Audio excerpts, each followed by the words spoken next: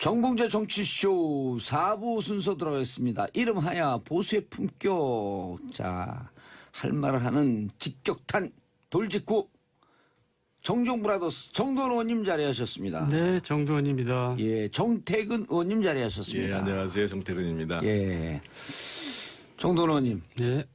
주말에 그냥 발칵 뒤집혔어요, 세계가. 네. 예, 북한의 6차 핵실험 어떻게 보셨어요? 결국 뭐 여기까지 올 줄 알았는데 개인적으로는. 다 예측이 했던 거죠. 네. 근데 예. 그냥 뭐 속수무책으로 여기까지 왔네요.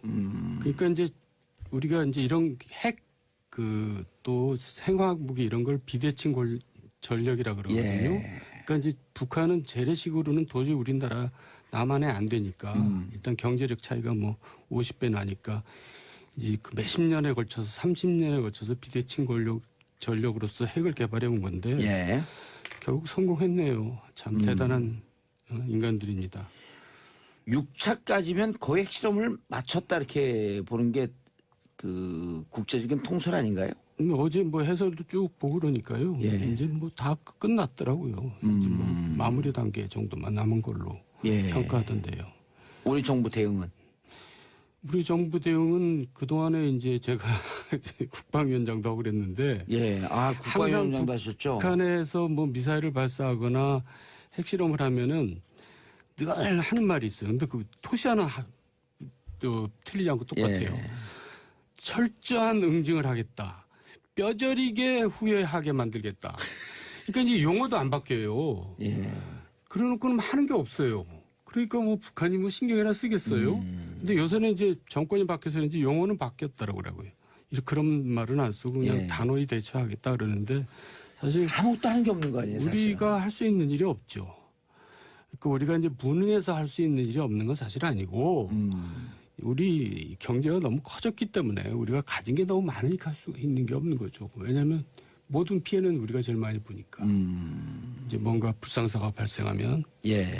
이제 그거를 이용해서 이제 막 가는 거죠. 김정은은 어쨌든 우리가 할 게 하나도 없다는 것은 어쨌든 비참하고 슬픈 일입니다. 부딪히면 손해니까 우리는 피해가려고 하는데 그걸 노리고 계속 하고 있다. 네. 저는 지금은 이제 할 수 있는 게 없다라고 한탄을 하거나 걱정을 하는 것 상황은 지났다고 보여지거든요. 예. 조금 전에 봉도사님도 말씀하셨습니다만 거의 완성 단계에 와 있는데 제가 보기에는 지금 이제 수소폭탄 직전 단계까지 갔기 때문에 아마 핵실험도 한 번 정도 더 할 거라고 보여지고 또 ICBM 있죠. ICBM도 더 할 거라고 보여지고 그러면은 이제 뭐 얘기는 적절하지 않았습니다만 이제 지금은 레드라인에 발을 걸쳤다가 넘어가는 상황이 되는 거거든요. 그러면 이제는 우리가 이 대북 전략을 근본적으로 다시 생각할 때가 된 게 아니냐. 그러니까 예. 특히 집권당 민주당도 그렇고 청와대도 그렇고 예. 오늘도 보면 그 추미애 대표가 조금 전에 이제 국회에서 이제 그 국회 교수단 대표연설을 했어요. 그러면서 이제 어떤 얘기를 했냐면 모든 군사적 조치를 다 강구해야 된다라고 얘기를 하면서 또 한편에 있어서는 공포의 균형, 즉 핵무기와 관련된 공포의 균형이 아니라 공존의 균형을 찾아야 된다 이렇게 얘기를 했어요. 예. 뭔 그러니까 얘기예요 그게? 그러니까 이 전략적 비대칭 문제에 대해서 무슨 얘기를 하는지 잘 모르겠고 더 나아가서 지금 대북 특사화하고 대미 특사를 보내야 되다. 그러니까 대북 특사를 보내자는 것은 여전히 대화를 하자는 얘기거든요. 근데 과연 이 국면에서 대화가 맞나? 대북 특사를 받을까요? 그러니까 지금 그러니까요. 오히려 지금 이제 여기까지 왔는데. 오늘 이제 사설들을 보면 예. 예외적으로 제가 오늘 좀 굉장히 주목해서 본 게 그동안 비교적 합리적인 얘기를 했다고 하는 중앙일보 같은 경우가 어떤 얘기를 했냐면은요. 레짐 체인지 얘기를 꺼냈어요. 그러니까 전술핵 재반입 문제와 동시에 사실은 이 레짐 체인지 그러니까 김정은 권력을 바꾸는 문제까지도 우리는 검토해봐야 된다는 게 쉬운 얘기가 아님에도 불구하고 우리가 미국도 그 얘기를 뺐잖아요. 예. 그 얘기는 뭐냐면 현실적으로 지금 상태에서는 당신들하고 대화가 어렵다. 신뢰할 수 없다. 라는 정도의 전략적 포석을 갖고 대응하지 않는 이상은 지금 상황에서 이걸 타개해 나갈 수가 없다라는 판단을 하는 거거든요. 예. 그래서 그런 수단이 현실적으로 뭔지는 모르겠습니다만 제가 보기에는 적어도 그 집권당조차도 뭐 그런 막연한 무슨 공존의 균형 이런 게 아니라 실제로 전략적 비대칭 문제를 어떻게 해결할 것인가에 대한 내부 논의를 시작해야 돼요. 시작해야 되고 결국은 제재를 계속 강화하는 방법이라는 것의 마지막 방법은 오늘 지금 미국에서 나온 게 모든 북한과의 무역 거래에 대해서 우리 차단하겠다. 근데 사실은 핵심은 지금 원유 공급 문제잖아요. 그렇죠. 그러면 중국을 어떻게 거기까지 끌고 올 갈 것인가 네. 라는 것들을 고민을 해야죠. 뭐 그러고 나면은 뭐 나중에 이제 그 레짐 체인지 문제가 지금 적절한 얘기인지는 잘 모르겠습니다만 그 정도의 강도를 가지고 우리가 지금 북한을 바라보고 있고 김정은 정권을 바라보고 있다는 것을 보여주지 않는 이상 예. 김정은은 자기가 하고 싶은 대로 하는 거죠.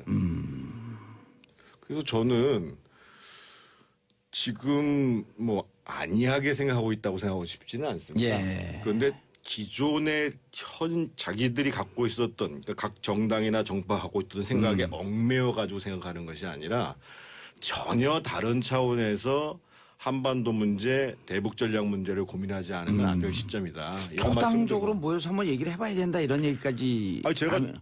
늘상 얘기하던 건데 주말에 저는 유일하게 제 역할한 사람은 안철수 대표라고 봐요.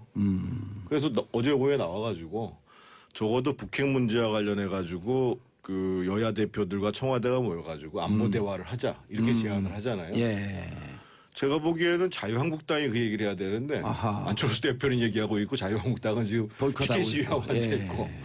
그래서 저는 지금이라도 저는 청와대에서 여야 대표들, 원내대표들 또 이제 이 각 당에서 이제 대북 정책들을 주로 담당하는 사람들 있지 않습니까? 예. 불러 모아서 일단 허심탄회하게 한번 얘기를 해보자. 그런 대화를 하는 모습 자체가 저는 이제 국민들에게 안정감. 국민들뿐만 아니라 대외적으로도 달라질 거라고 보여져요. 예. 샵 1035 단문 50원 장문 100원. 자, 보수의 품격 정도원 의원님, 정태근 의원님 함께하고 계시고요. 8078님 북핵 문제에 관해서 초당적 협의를 해본 적이 없지 않나요? 방금 정태근 의원님께서 지적하신 말씀이고요. 장풍우님 보수의 품격 시간 늘려주세요. 지금 일단 북핵 문제 어떻게 하시고요. 자, 그런데 정도원 의원님, 네. 청와대에서 어제 정의용 안보실장이 맥메스터 미 국가안보보좌관과 긴급 통화한 사실을 강조했다. 자, 요즘 이제 문제가 터지면은 트럼프하고 통화했냐, 아베하고 통화했냐, 누구하고 통화했냐, 이 통화 문제가 계속 불거지는데 이게 중요한 이슈예요, 이렇게? 아니 이게 왜 그러냐면 코리아 패싱, 아하. 문재인 패싱이라는 예. 말이 나오고 또 사실 또 그런 그 분위기가 있거든요. 예. 그러니까 이제 그런 얘기를 자꾸 피하려고 이제 이런 얘기를 하는 거죠. 그리고 사실 제가 그동안에 문재인 정부 이렇게 보면은 특히 한미동맹 관련해서 결국 갈 길을 갈면서 기분 나쁘게 만들고 간단 말이에요. 그거는 굉장히 현명하지 못한 것 같아요. 가장 대표적인 게 사드잖아요. 어차피 예. 배치할 걸 가지고 계속 기분 나쁘게 만들고 약 올리고 뭐 저 끝까지 그렇게 가든가. 예. 결국 갈 거면서 왜 그렇게 가야 되는지 그거는 정말 저 현명하지 못한 것 같고 지금 하여간 코리아 패싱 때문에 지금 그런 걸 청와대에서 애써 강조하는 것 같아요. 예. 외교안보 라인에 대해서 예를 들어갖고 여당 내부에서도 좀 부글부글 끓는다 이런 얘기들이 좀 나오고 있거든요. 외교안보 라인이 사실 왜 저는 이해가 안 가는 게 예. 대사들은 청문회 하지도 않잖아요. 그렇죠. 근데 지금 4강 대사 예. 인사간지 뭐 아직도 완료가 안 됐는데 왜 그런지 모르겠어요. 뭐가 문제인지 안에 뭐 문제가 분명히 있긴 있는 것 같은데. 근데 어쨌든 뭐 저는 꼭 그 외교관이 대사를 해야 된다. 커리어 외교관이 그렇게 생각하지는 않고 장단점이 있는데 하여간 뭐 제가 보니까 그렇게 훌륭한 사람 같지도 않은데 한번 분석을 좀 해주시죠. 발표한 사람 지금 미국 보면은 대사 조윤재 네. 서강대 국제대학원장 네. 경제전공이에요. 그거는 저 정태근 의원이 한번 고전해요. 지금 예. 이제 대화 문제를 자꾸만 이제 뭐 전화 통화했냐 안 했냐 얘기를 하는데 저는 참 답답한 게요. 예를 들면 일본은 즉각적인 무슨 군사적 대응이나 할 이유가 없어요. 근데 우리는 다르거든요. 근데 그래서 전화를 했냐 안 했냐의 문제가 아니라 이미 사실은 6차 핵실험까지는 예정된 상황이었고 그러면 북한의 도발 강도가 올라가면 그때는 우리가 어떻게 대응한다라는 것들을 한미 간에 이미 매뉴얼로 나와 있어야 되는 거예요. 그래서 저는 어제도 답답한 게 어제 미국이 이제 뭐 밤 시간이었으니까 뭐 밤 시간 지나서 아침에 발표한다. 그게 아니고 적어도 북한에서 핵실험을 했다고 한다면 예를 들면 그럼 즉각적으로 몇 시간 내에 전략자산 운영한다. 그래서 북한도 긴장 상태에 들어가도록 만들고 이런 게 한미 간에 미리 다 조율이 돼 있고 거기에 따라서 시나리오대로 매뉴얼대로 움직일 수 있고 그것이 한미 동맹 그리고 한미의 군사적 대응이 상당히 치밀하구나. 라는 걸 보여줘야 되는데 꼭 뭐 그 다음날 무슨 뭐 비연비가 떴니 뭐가 오니 저는 이런 상황이 좀 걱정스러워요. 사실은 이게 걱정스럽고 긴밀하고 신속한 대응이 안 돼 있고 이미 예고된 지금 긴장 고조 과정이기 때문에 그렇죠. 저는 이미 이제 협상과 관련해서는 대응 전략과 관련해서는 상황의 변동이 있을 수 있겠지만 적어도 우리가 기본적으로 보여야 될 군사적 조치에 대한 것들은 매뉴얼화돼 있어야 된다. 그래서 이게 좀 간단한 문제가 아니구나 이렇게 느껴야 되는데 뭐 쟤들도 하니까 우리도 하고 뭐 그 비행기 한번 띄워가지고 뭐 폭격 시험하고 이런 식의 수준 가지고는 저는 걱정스럽고 그래서 전화를 통화했니 안 했니가 중요한 게 아니고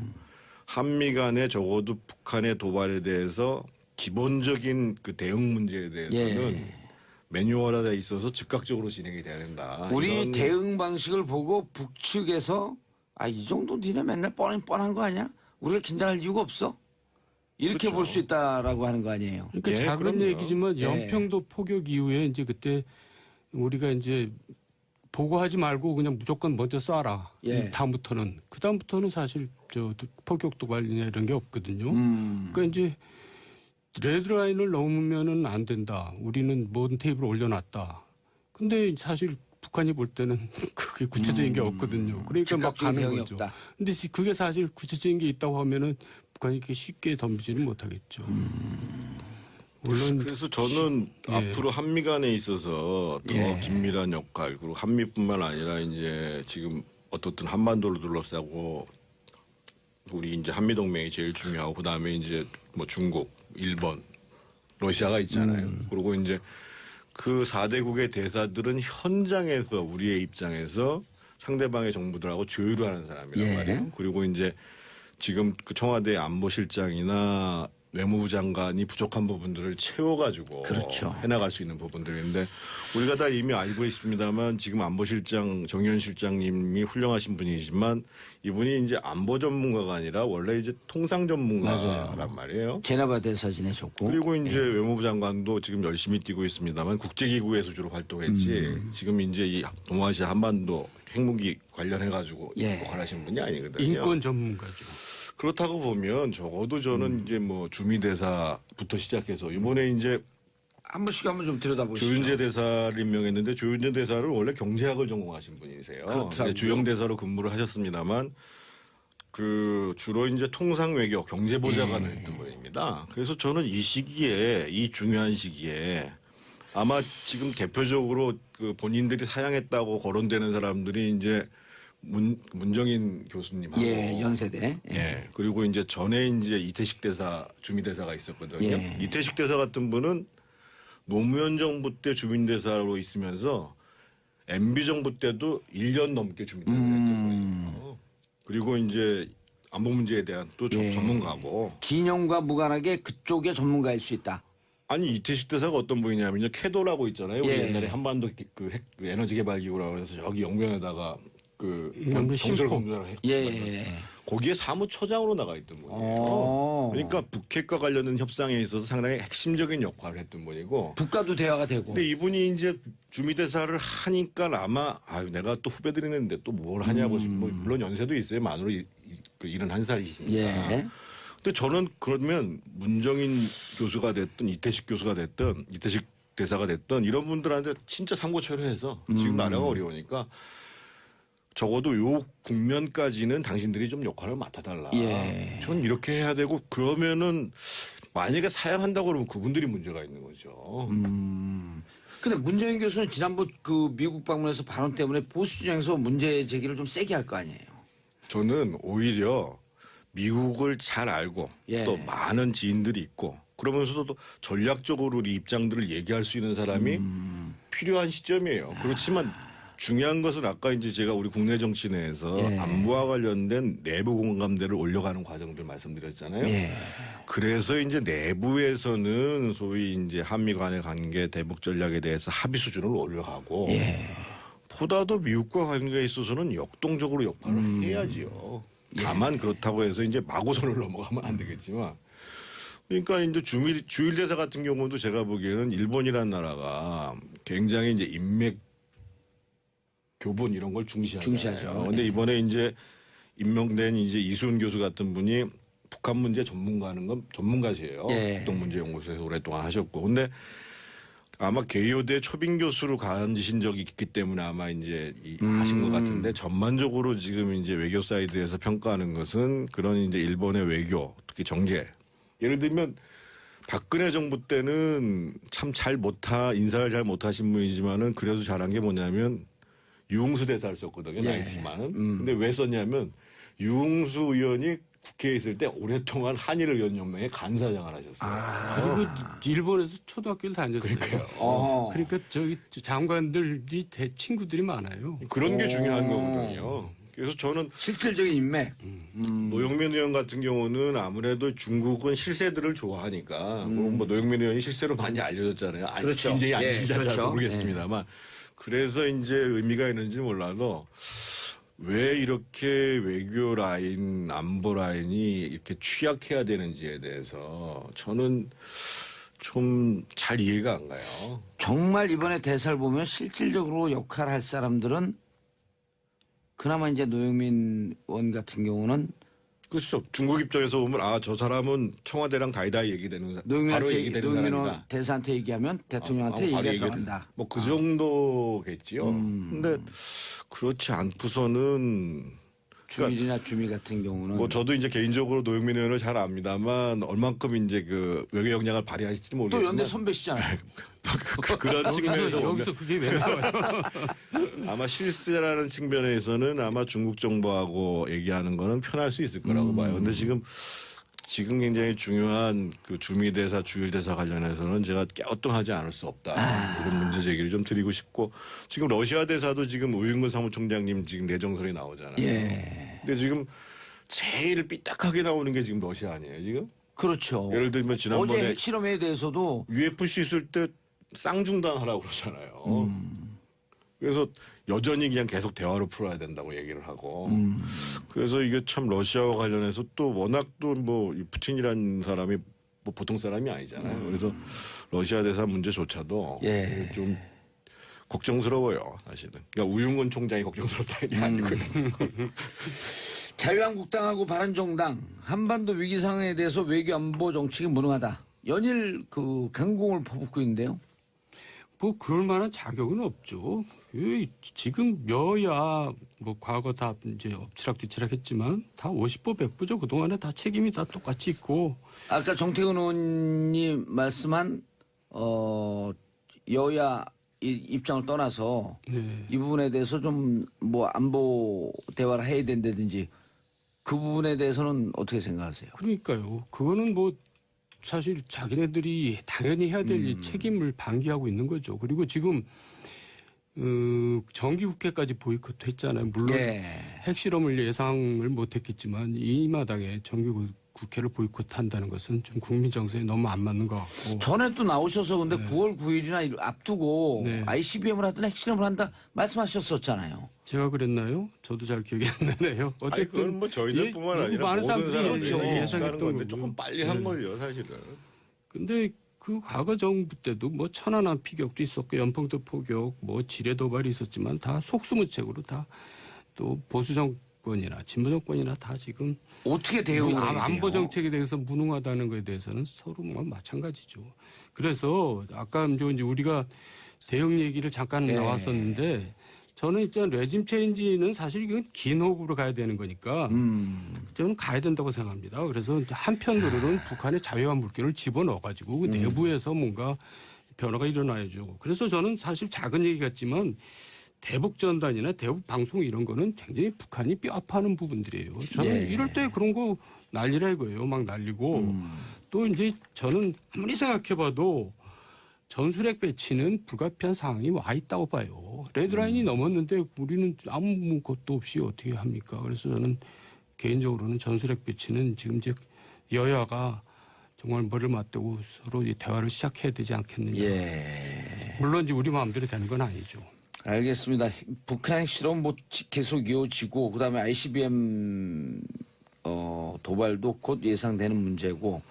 자, 자유한국당 문제로 좀 넘어가 보시죠. 정태근 의원님. 보이콧, MBC 구하기. 말이 안 되는 얘기죠. 그 김성수 의원이 얘기한 건데요. 예. 김장겸 사장이 이런 얘기를 했다고 그래요. 내가 무너지면 자유한국당도 무너진다. 내가 보수를 지키는 마지막 보루다. 이런 얘기를 했다고 그러는 거예요. 그 자유한국당 의원들을 만난 자리에서. 예. 아니 그래서 그 자유한국당이 그래 나오는 일은 잘 모르겠지만 저는 자유한국당이 앞으로 언론 환경이 어려워진다 그러면 방송법 개정하자고 하면 돼요. 김장겸 사장의 문제는 뭐 지금 체포영장이 발부가 돼도 그래서 이제 조사가 들어가면 이 노동부에서 이제 고발 조치하면 예. 그때 검찰에 수사하고 이런 과정들이거든요. 그래서 지금 진짜 언론 환경이 걱정이 된다라고 예. 하면 지난번에 작년인가요? 작년 9월 달로 기억을 하는데 그 당시에 야당이죠. 민주당, 정의당, 국민의당이 방송법 개정안 냈잖아요. 그랬죠. 그래가지고 이사 숫자를 여당이 7명, 야당이 6명 하고 앞으로 사장 선임은 3분의 2 이상을 동의를 받아야 한다. 예. 그래서 여당 쪽에 유리한 사람이 일방적으로 대체 못하도록 하는 거. 그럼 양측이 대화가 되겠네요. 네. 그래서 저는 그거를 지금 어허. 빨리 자유한국당이 민주당 당신들이 발의한 법안이니까 야 지금 그거 통과시키자. 이야. 그리고 김장겸 문제에 대해서는 엄정하게 공평하게 법 집행해라 라고 하면 되는데 또 이러니까는 뭐 그렇게 되면은 민주당이 설마하니 발을 빼겠어요? 저는 못 뺄 것 같거든요. 그럼 작년에 대통령이 그랬잖아요. 예. 앞으로 다 내 임기 동안 언론 장악하지 않겠다고 그랬잖아요. 예. 그러면 적어도 앞으로 공영방송 사장과 관련해서는 한쪽에서 자신의 이념과 맞는 사람을 강요하는 이런 일은 없을 거라는 거죠. 근데 그 지난번에 냈던 그 안이 좋네요. 좋아요. 그래서 그 안에 대해서는 예. 이의를 달 수가 없어요. 그래서 만약에 여기서 민주당이 그걸 또 발을 뺐다? 예. 그러면 이제 민주당은 언론 완전히 장악하겠다는 의도 아니에요. 정신이 그러면. 가는 거죠, 이제. 아니 그렇게 되면 7대 6이면 네. 정말 좀 중립적인 사람. 지금은 어떻게 되어 있냐면요. KBS는 7대 4로 되어 있고요. 예. MBC 같은 경우는 6대 3으로 6대 3 이요. EBS는 7대 2로 되어 있어요. 그것도 과반수로 임명해 버리니까 EBS는 몇 대 몇이요? 7대 1이요. 7대 2. 그러니까 과반수로 임명해 버리니까 하고 싶은 대로 다 해버리는 거예요. 정권만 바뀌면 그래서 옛날에 정인주 사장 사건이 터진 거 아니에요. 그걸 그랬죠. 또 못하니까. 그러니까 언론 장악 문제는 사실 진보 보수 다 할 말이 없거든요. 이제는 손 띄어야 돼요. 정권 때마다 반복된 일인데 이제는 손 띄어야 돼 이제. 소위 김장겸을 체포영장 발부한 거는 무리한 면은 있지만 김장겸 사장 체제가 결국 또 박근혜 정부 때 그 언론 장악의 그 결과거든요. 그러니까 거기까지 마무리하고 예. 진짜 아까 정태근 의원 진짜 기발한 아이디어를 냈는데 제가 아이디어 된 게 아니에요. 법을 나와 있는 거예요. 이렇게. 알겠습니다. 자, 2시간 동안 달려온 정봉재 정치쇼는 여기까지입니다. 제가 없어지더라도 사라지더라도 채널 고정해 주시고요. 12시부터는 소웅은이 김숙의 언니네 라디오가 시작됩니다. 정치쇼 앞 시간엔 이수경의 러브 FM, 정치쇼 뒤 시간엔 소웅은이 김숙의 언니네 라디오 환상의 바톤 터치. 자, 두 분 인사하시고요. 네, 예. 수고하셨습니다. 다음 주에 뵙겠습니다. 짧아서 죄송합니다. 저는 내일 아침 정봉재 정치쇼 4부 순서 들어가겠습니다. 이름하여 보수의 품격. 자, 할 말을 하는 직격탄 돌직구 정종브라더스 정도원 의원님 자리하셨습니다. 네, 정도원입니다. 예, 정태근 의원님 자리하셨습니다. 예, 안녕하세요. 정태근입니다. 예, 정도원 의원님 네, 주말에 그냥 발칵 뒤집혔어요, 세계가. 네. 예, 북한의 6차 핵실험 어떻게 보셨어요? 결국 뭐 여기까지 올 줄 알았는데 개인적으로는. 다 예측이 했던 거죠. 근데 예. 그냥 뭐 속수무책으로 여기까지 왔네요. 그러니까 이제 우리가 이제 이런 핵 또 생화학 무기 이런 걸 비대칭 전력이라 그러거든요. 예. 그러니까 이제 북한은 재래식으로는 도저히 우리나라 남한에 안 되니까 일단 경제력 차이가 뭐 50배 나니까 이제 그 몇십 년에 걸쳐서 30년에 걸쳐서 비대칭 전력으로서 핵을 개발해 온 건데 예. 결국 성공했네요. 참 대단한 인간들입니다. 6차까지면 거의 핵실험을 마쳤다 이렇게 보는 게 그 국제적인 통설 아닌가요? 어제 뭐 해설도 쭉 보고 그러니까요. 예. 이제 뭐 다 끝났더라고요. 이제 뭐 마무리 단계 정도만 남은 걸로 예. 평가하던데요. 우리 정부 대응은 우리 정부 대응은 그동안에 이제 제가 국방위원장도 하고 그랬는데 예. 아, 국방위원장도 하셨죠? 북한에서 뭐 미사일을 발사하거나 핵실험을 하면은 늘 하는 말이 있어요. 근데 그 토시 하나 또 틀리지 않고 똑같아요. 예. 철저한 응징을 하겠다. 뼈저리게 후회하게 만들겠다. 그러니까 이제 용어도 안 바뀌어요. 예. 그래놓고는 하는 게 없어요. 그러니까 뭐 북한이 뭐 신경이나 쓰겠어요? 오늘 지금 미국에서 나온 게 모든 북한과의 무역 거래에 대해서 우리 차단하겠다. 근데 사실은 핵심은 지금 원유 공급 문제잖아요. 그렇죠. 그러면 중국을 어떻게 거기까지 끌고 갈 끌고 갈 것인가 네. 라는 것들을 고민을 해야죠.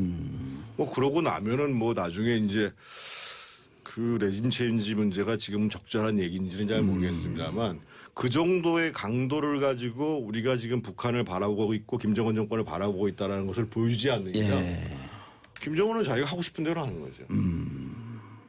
그래서 저는 지금 뭐 안이하게 생각하고 있다고 생각하고 싶지는 않습니다. 예. 그런데 기존의 자기들이 갖고 있었던 그러니까 각 정당이나 정파가 갖고 있던 생각에 얽매여 가지고 생각하는 것이 아니라 전혀 다른 차원에서 한반도 문제, 대북 전략 문제를 고민하지 않으면 안 될 시점이다. 이런 초당적으로 말씀을 모여서 한번 얘기를 해봐야 된다 이런 얘기까지. 제가 하면- 늘상 얘기하던 건데 주말에 저는 유일하게 제 역할한 사람은 안철수 대표라고 봐요.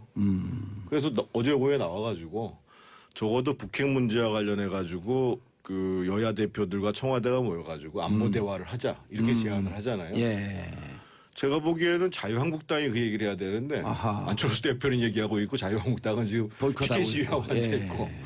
그래서 저는 지금이라도 저는 청와대에서 여야 대표들, 원내대표들 또 이제 이 각 당에서 이제 대북 정책들을 주로 담당하는 사람들 있지 않습니까? 예. 물론 모아서 일단 허심탄회하게 한번 얘기를 해보자.